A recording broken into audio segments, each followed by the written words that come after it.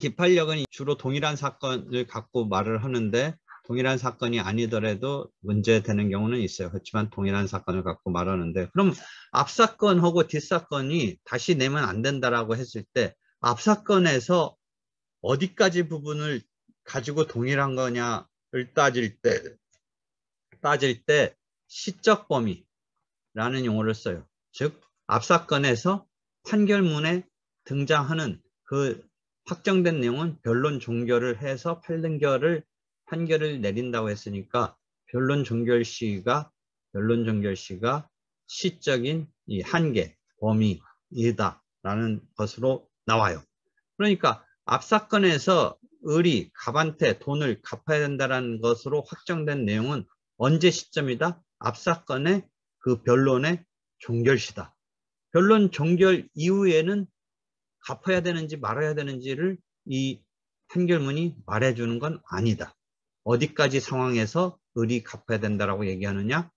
변론 종결시까지를 갖고 말하는 것이다. 라는 그런 것의 이야기가 나오는 주제가 시적 범위이에요. 되겠죠?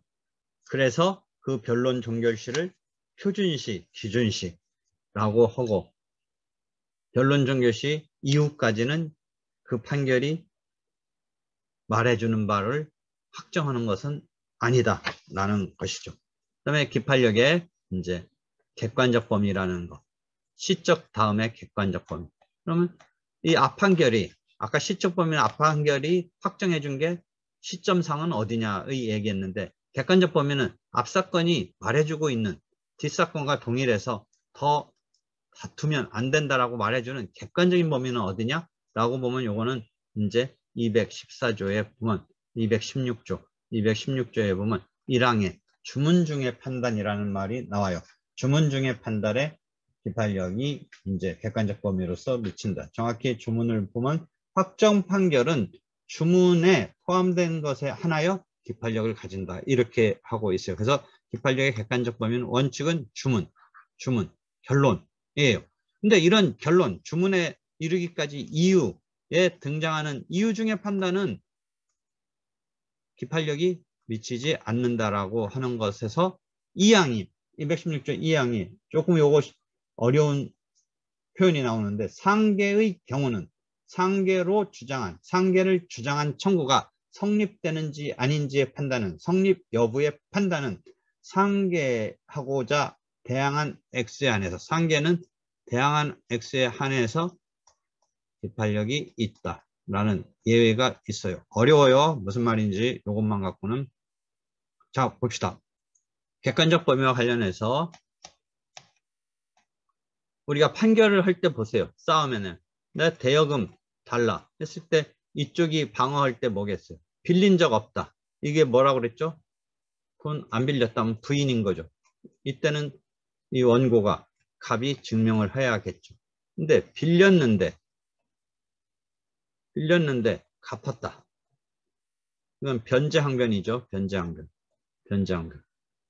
또는 뭐 소멸시효 항변도 있을 수 있죠. 빌렸는데 상당 기간 지났다. 소멸시효 항변. 그 다음에 이제 항변 중에서 특이한 게 뭐예요?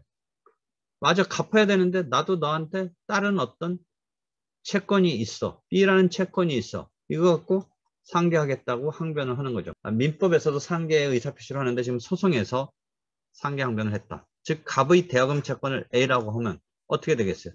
A 채권이 있고 나도 너한테 B 채권이 있으니까 상계에 의해서 이제 채무가 소멸하니까 갑은 받을 권리가 없다. 원고 청구가 기각되겠죠. 그죠? 원고 청구가 기각돼요. 여기서 판결문이 어떻게 등장하겠어요? 만약 판결문에 주문은 어떻게 등장해요?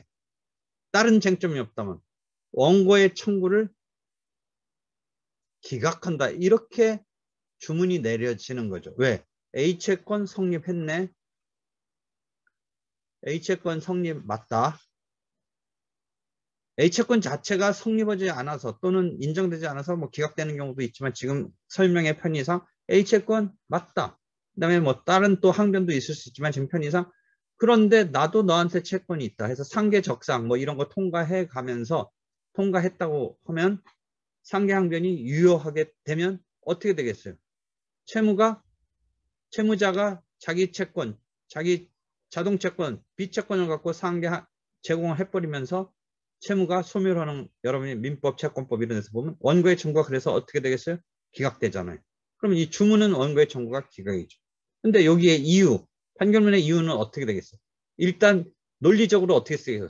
법관이 A채권에 대해서 그럼 성립 여부를 보자 하면서 뭐 증거 등에 의해서 또는 자백이 됐든 해서 이렇게 성립했다. 그다음 B라는 채권, 이제 가타부터 상계 항변이 있으니까 B라는 채권이 만약 성립이 안 되면 상계 항변이 유효하지 않은 거고, B라는 채권이 있고 상계적성을 갖췄으면 유효하게 이제 상계 항변에 의해서, 따라서 A와 B가 이제 상계에 의해서 제로로 가서 원고 청구가 기각되는 거잖아요. 요게 결론이잖아요. 원래는 그러니까 이 주문 중의 판단인 결론에 대해서 기판력이 생기는데, 상계 경우만은 요 상계에 제공된 요 부분도 판단을 받은 것으로서 유효하게 이제 더 이상 다툼을 하면 안 된다. 의 의미에서 216조 2항이 그 대항한 수액에 한해서 기판력이 있다. 기판력을 가진다. 이거 시험에 억수로 많이 나와요. 억수로 많이 나오는 그런 부분인데, 요 이해가 되는지 모르겠네요. 이해가. 주문 중의 판단은 원고 청구를 기각한다. 즉 원고 청구를 기각한다는 뭐예요? A채권이 결과적으로 B라는 것 때문에 상계돼서 그렇긴 하지만 그걸 빼내고 본다면 A채권이 인정 못 받고 원고 청구해서 원고 패소한 거죠. 근데 그 논리 과정에, 그 판단 과정에 B채권이 상계에 제공되면서 이제 만약에 다른 식으로 변제 항변이 받아들였을 때는 원고 청구가 기각된다는 것은 이제 마찬가지지만, 여기는 이제 변제라는 이유는 등장하면 기판력에 있어서 등장하는 요소는 아닌 건데 상계의 경우만은 예외적으로, 왜? 상계는 어떻게 본다면 하나의 자기도 채권을 갖고 얘기하는 거잖아요. 그러니까 변제 항변 이런 거, 소멸시효 항변과 달리 이건 뭐예요? 상계는 민사소송법 곳곳에서 뭐예요? 좀 특이한 걸 여러분이 느낄 수 있을 거예요. 자기 채권을 제공한 거잖아요. 그러니까 어떻게 본다면 갑 입장에서는 A가 하나의 그 청구이지만 B는 청구급의 카드를 상계로 쓴 거잖아요.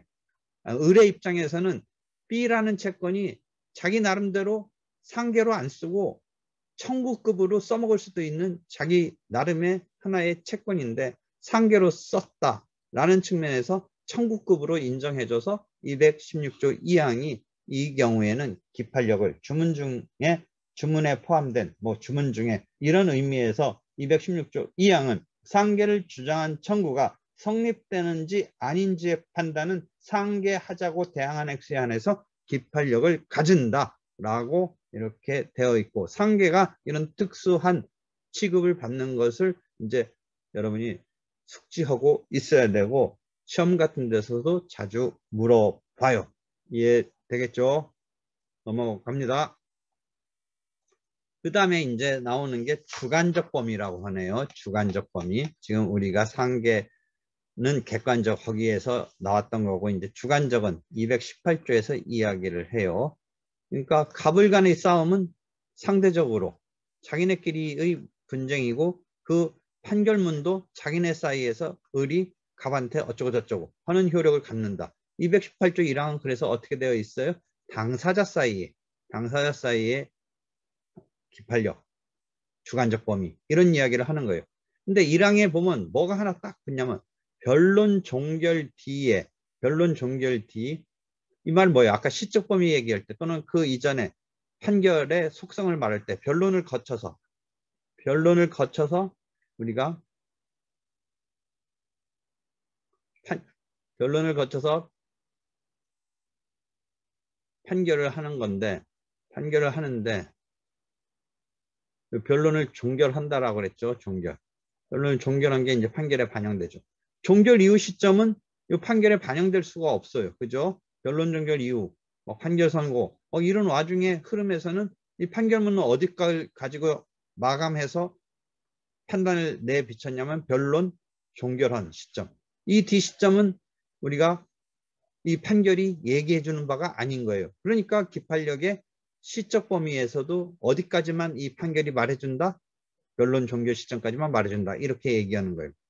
당사자도 이 판결에는 을이 갑이라고 하는 이 당사자 사이의 문제인데 이 변론 종결 뒤에 을로부터 병이 채무를 넘겨받았다든지 갑으로부터 정이 이 채권을 넘겨받았다든지 하면 변론 종결 뒤에 이런 사람들이 이 판결을 갖고 상대방한테 이거 이제 나한테 넘어온 거야. 또는 갑의 입장에서는 판결문에는 을로 나오는데 판결문에는 을이 피고로서 돈 갚아야 될 사람으로 나오는데 요 을이 돈 갚을 사람으로 나오는데 이게 채무가 병한테 넘어갔다면 이 판결문을 갖고 병한테 가서 네가 갚어 라고 할 수 있다면 그게 주관적 범위와 관련해서 기판력이 사람 사이에서 주관적인 이런 의미에서 변론 종결 뒤에 승계 받은 사람에게 판결의 효력이 생긴다, 미친다. 그럼 어떤 사람이 이 변론 종결 뒤에 승계인이냐의 어떤 문제가 여기에 도사리고 있지만 형식적으로 보면 을이 판결문에 등장하지만 병은 변론을 종결할 때까지는 아직 등장하지 않았어요. 그럼 갑과 을이 열심히 싸워서 갑이 이겨서 을을 상대로 물건을 넘겨라, 돈을 갚아라 등등 판단을 받았는데 을이 슬쩍 판결 이후에 병한테 그런 것을 넘겨놨다면 갑이 병을 상대로 다시 소송을 내서 갑이 을과 열심히 싸우다가 그래서 판결을 받아서 이겼는데 을이 그 뒤에 병한테 넘긴 거는 여기가 변론 종결되니까 이 판결에서는 얘기하지 못하는 이런 시간적인 흐름의 상황에서 갑은 갑자기 그렇게 되면 이런 말은 조금 속어인데 벙찌잖아요. 을한테 기껏해서 이겼는데 쓱 병으로서 이 어떤 이행을 해야 되는 책임을 져야 될 사람을 넘겨버리면 을한테 가서 따지면 을이 뭐라 하냐면 이제 내 문제가 아니다. 병한테 어쩌고저쩌고 해봐라. 그럼 갑이 병한테 가서 말할 때 병은 그 판결문에는 을이 너한테 하라고 했는데 왜 나한테 와서 따지느냐. 이런 상황이 전개될 수가 있기 때문에 요게 을로부터 병이 변론 종결 뒤라는 판결문에 변론 종결 후 판결문에 반영될 수 없는 시점인데 무언가 이 을과 병의 거래 등에 비춰서 변론을 종결한 뒤에 승계를 받았다고 할 수 있는 승계인이라면 병이 승계인이라면 218조 1항에 있어서 당사자 이외에도 변론 종결 후에 승계인에게도 판결의 효력이 미친다. 이렇게 표현되어 있어요. 그래서 보면 218조 1항에 보면 확정 판결은 당사자, 이게 원칙인 거죠. 당사자 이외의 사람은 판결의 효력을 니네 두 사람 싸운 거하고 관계없는 어떤 사람한테 판결의 효력이 주관적 범위에서 미칠 필요는 필요랄까 미칠 상황이 말이 안 되는 거죠. 그런데 계속 이어서 보면 변론을 종결한 뒤에 승계인은 판결에 이렇게 해서 마지막 문장 보면 효력이 미친다 이렇게 되어 있죠. 그 다음에 목적물 소지인이라는 말도 나오네요. 그 뒤에 바로 그건 크게 부각되는 조문에서의 내용은 아닌데 단순히 을한테 갑이 갚으라는데 을을 위해서 물건만을 뭐 이렇게 보관만 하고 있다. 이런 사람은 뭐 새로운 이해관계나 새로운 법률관계의 주체가 아니니까 그 경우는 그런 물건을 보관하고 있는 뭐 그런 단순한 사람이라면 목적물의 소지자, 단순히 이 을을 위해서 청구의 목적물을 소지한 사람의 뭐 판결의 효력이 있다. 까지가 218조 1항이네요. 그래서 218조 1항의 사실은 중요한 건 당사자. 그러니까 우리가 시험은 뭐예요? 객관적 범위에서 상계처럼 그 예외의 부분. 주관적 범위에서는 뭐예요? 이 변론 종결 후에 승계인. 객관적 범위에서는 상계. 변론 종결 후에 승계. 요게 자주 물어봐지는 거죠. 이런 걸 자주 물어봐지는데 여기 218조 1항에 보면 당사자, 그 다음에 변론 종결의 승계인 요거 있고, 그 다음에 그 청구의 그 목적물, 그 사람을 위해서 그 목적물을 소지자, 목적물 소지인, 소지자, 이런 사람들이 기판력의 주관적 범위에 이제 효력이 생기는 것이죠. 그렇죠? 그런데 여기서 사망도 하나 또 중요한 게 있죠. 우리가 앞에서 소송 담당이라는 개념을 배워요. 채권자 대의소송 같은 경우에 이 채권자가 채무자한테 돈 받을 게 있는데, 피보전 채권이 있는데 채무자가 그 제3채무자한테 채무자 입장에서의 이 채권, 이걸 피대의 채권이라고 그러죠. 이 피대의 채권을 이제 행사하지 않으니까 이 채권자가 이 채권을 자기가 직접 행사할 때 제3자라는 말은 이 채무자가 원래는 제3채무자에 대해서는 채권자로서 이 권리의무의 주체인데 그 채무자의 채권자가, 즉 요 피대의 채권 입장에서 보면 제3자가 소송 담당자로서 등장하는, 원고로서 등장하는 이런 경우죠. 이때 소송 담당자로서 받은 판결의 효력이 채무자에게 미치느냐 안 미치느냐 할 때 등장하는 게 요 사망이에요. 사망. 218조 사망. 소송 담당에 있어서. 그래서 조문을 보면 다른 사람을 위해서, 즉 요 경우에는 이게 갑이고 을이고 병이면 을을 위해서 사실은 을을 의했다는 표현도 조금은 그렇죠. 갑은 뭐예요? 을을 의한다기보다는 자기가 지금 을한테 돈 받을 게 있어서이기 때문에 다른 사람을 의하여의 그 의하여가 뭐 어떤 좋은 의미의 뭐 보조하는 의미의 뭐 그런 거만으로 본다면 조금 잘 선뜻은 안 되지만 하여튼 을을 위하여 원고나 피고가 된 사람, 갑, 채권자 대의권을 행사하는 갑이 받은 판결은, 실제 그 판결은 어떻게 돼요? 채권자 대의소송에 대한 이 판결은 갑이 을의 채권을 병을 상대로, 을이 이 그림 맨날 그려주는데 이 채권을 갑이 자기 피보전 채권 때문에 자기가 원고가 돼서 병을 상대로 피고로 자기가 원고가 돼서 내는 건데, 그러면 이 판결이, 요 갑과 병 사이의 판결이, 이 갑과 병 사이의 판결이 을에게 미치느냐 부분서 여러분이 75년도 우리는 전원합의체로 중요한 판결. 요게 그 연도로 보면 제일 오래된 급의 75년도. 을한테 218조 사망을 그대로 적용한다면 그대로 아무 제한이나 조건이나 없이 판결의 효력이 을에게 미친다라고 해야 될 판인데 75년도 전원합치 판결이 제한적으로 절충적으로 뭐라고 어느 정도 제한을 하냐면 알았을 때, 을이 영문도 모르면 안 되고 알았을 때, 이런 채권자 대의소송에 대해서 알았을 때 하나여 판결의 효력을 받는다라고 제한적 내지는 절충적으로 해서 이 75년 판결이 대단히 중요하지요. 그러니까 제3자의 소송 담당 중에 뭐 우리가 하나의 예가 채권자 대의소송인데 이거는 75년 전원합치 판결이 이렇게 제한적, 절충적 218조 사망과 관련해서 판단을 내린 바가 있어서 이 판례는 자주 쓰이는 판례이죠. 시점상은 상당히 오래된 건데 계속 이 판례의 법리가 지금까지 유효하게 전개되고 있죠. 그래서 이런 채권자 대의권에 기한 채권자 대의소송이 가장 문제되고, 그렇지 않은 경우는 일반적으로 갑이 병이라는, 예컨대 파산관제인이라는 사람을 생각해 보면 파산관제인은 실제 누구 때문에 자기가 소송하냐면 을이라는 사람이 파산이 됐어요. 파산자에. 그러면 이 채권에 대해서 파산관제인, 병을 상대로 이렇게 소송을 한다든지 할 수가 있어요.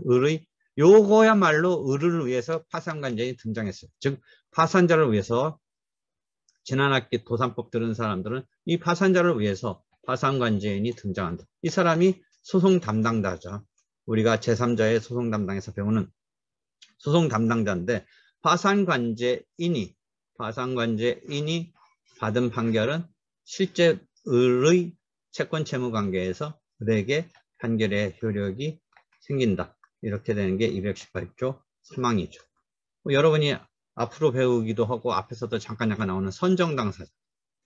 선정자를 위해서, 을을 위해서 갑이 선정당사자로서 병에게 소송을 했을 때 이 선정자에게 판결의 효력이 미친다. 이것도 218조 사망.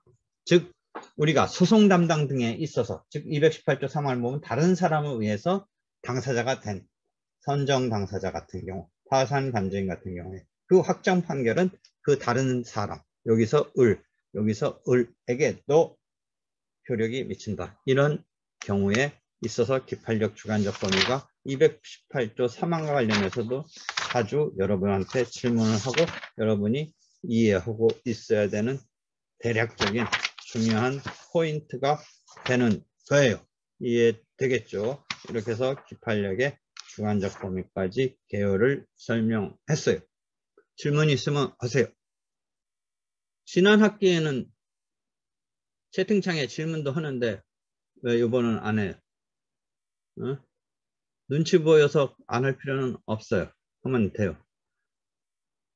나 혼자 이렇게 허공에 대고 또는 모니터 대고 하려니까 힘들어요. 질문 좀 해봐요. 아, 시간이 됐네. 마칠게요.